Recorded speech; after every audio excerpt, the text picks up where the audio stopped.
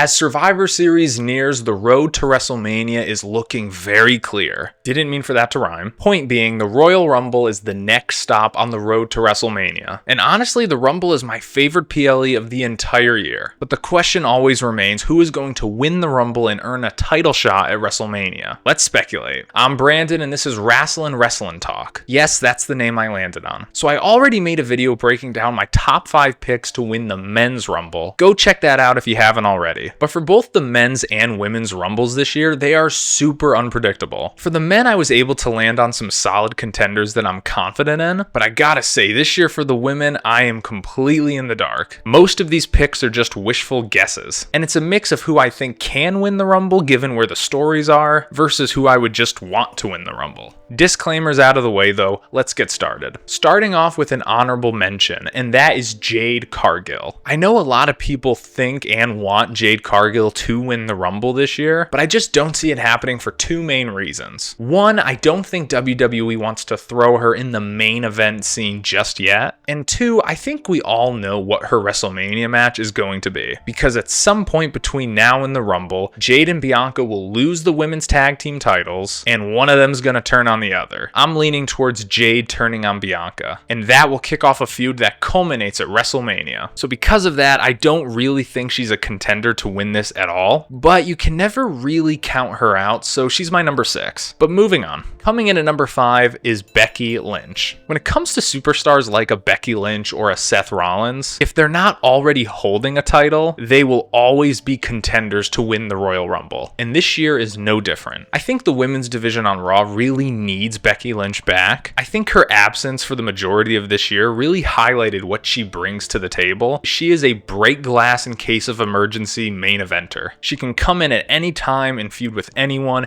and it could potentially main event a PLE or be on WrestleMania. And this year, there are actually story reasons for her to win the Rumble. Liv took the title off her at King and Queen of the Ring, so she could be looking for revenge there. And if Rhea Ripley gets involved to make it a triple threat, now Becky is looking to get her wins back on both Liv and Rhea. At the moment, I think it's the most likely scenario, although I don't think it's gonna happen. Mainly because Becky was so prominent in the title scene last year. She won the Elimination Chamber, opened WrestleMania 40. I don't think WWE wants to retread those same waters. I honestly think the most realistic thing for her is to go after a women's intercontinental title, or potentially team up with Lyra Valkyria and go after the women's tag team titles. Or they can do something completely different and have Becky start her own faction. I just made a whole video fantasy booking this team with her called Celtic Invasion, where it's her, Lyra Valkyria, Alba Fire, and Isla Dawn. Go check it out if you haven't already. I would love for that to happen just so I can kind of take the credit for it. But anyway, Becky is a solid contender to win the Rumble this year, but I don't think it's going to happen because I think WWE wants her out of the main title scene for a little bit. I could see her being the CM Punk of this year's Royal Rumble, where she declares herself for it early on, constantly says how much she needs to win, makes it to the final 2 or 4 participants, and then just misses out on the win. If I had to guess, that's what I think is going to happen. Coming in at number 4, Iyo Sky. Ever since getting drafted to Monday Night Raw, Iyo Sky has naturally become a babyface. The crowd loves her, and honestly, she's one of the most athletic women on the roster. When I look back at the best women's matches of 2024, most of them involve Iyo Sky. And because she has naturally become this babyface, I think WWE would be smart to capitalize on it. They're already kind of doing it now, where she's the number 1 contender to face Liv Morgan for her title. I don't think she's gonna win that, but after winning Money in the Bank and becoming the WWE Women's Champion, winning a Royal Rumble is the next huge accolade for Iyo. However, it's all contingent on Rhea Ripley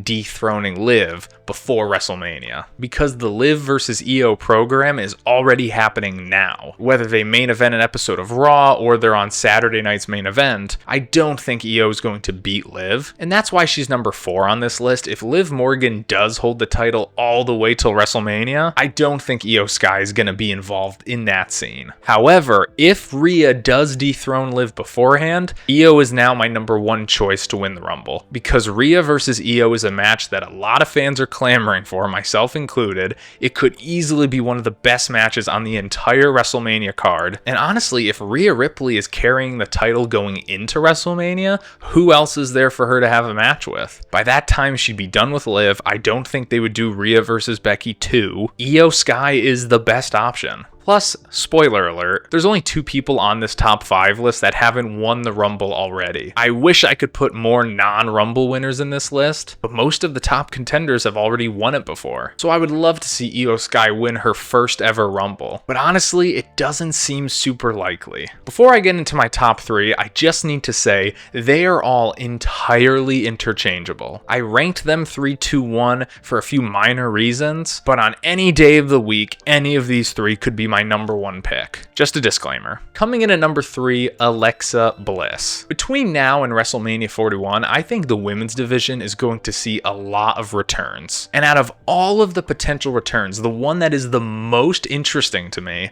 is Alexa Bliss. Why? Because I have no idea what they're going to do with her. When I look at Becky Lynch, I see a few options. When I look at someone like Asuka, I see a very clear option. She'll probably just go back with damage control. But when I look at Alexa Bliss, she has been gone so long, I kind of have no idea what they're going to do with her, which is why she comes in at number 3. I want to be a bit more conservative with putting her higher on the list, because she could very well just join the Wyatt Six as the 6th member, and that would basically eliminate her from going after any title. I also don't know if she's going to go on Raw or SmackDown. My guess would be Raw, because I think that women's division really needs her as opposed to SmackDown, which is really on fire at the moment. You have so many heavy hitters over there. I feel like most fans want Alexa to come back as a single star and go after a title. And when I look at potential big matches for WrestleMania, the idea of Liv Morgan versus Alexa Bliss is super appealing. And this is another reason why she's so high on the list too, because whether it's Liv or Rhea holding the women's world title, I can see Alexa Bliss winning the Rumble and challenging them at Mania. I don't believe she's ever had a marquee PLE match against Rhea Ripley or Liv Morgan, not to mention as their current characters. So because I think those WrestleMania matches are so possible, I think Alexa is a serious contender to win the Rumble this year. My guess is she'll probably return during the Rumble itself, but honestly, who knows? Alright, my next one might be outdated very soon. But coming in at number 2,